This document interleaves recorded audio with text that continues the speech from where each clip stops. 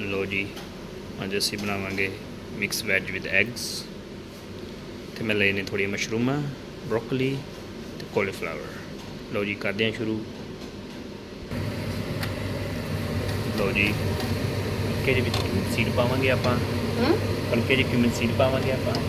ठीक है, थोड़े जे लाइट ब्राउन गोल्डन कलर हो जाए। लो जी रेडी लग रहे हैं वेखण नूं।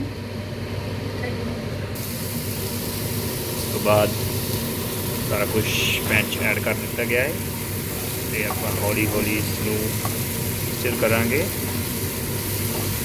ताकि जो है अच्छी तरह गोल्डन ब्राउन हो जाए और कुक हो जाए वेजीज।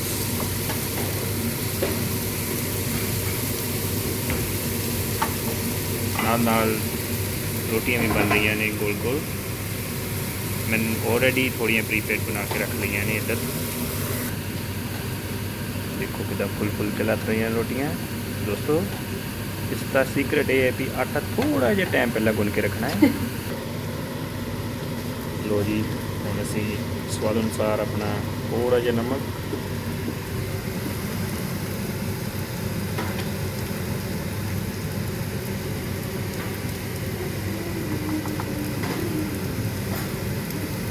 देगी मिर्च,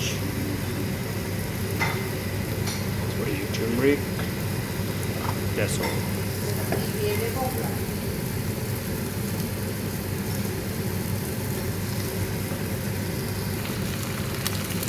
ਦੇ ਵਿੱਚ मैं 2 ਐਗ ऐड ਕੀਤੇ ਨੇ ਚੰਗੀ ਤਰ੍ਹਾਂ।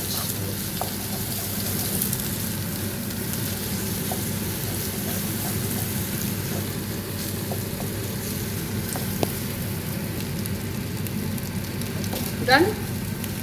Done.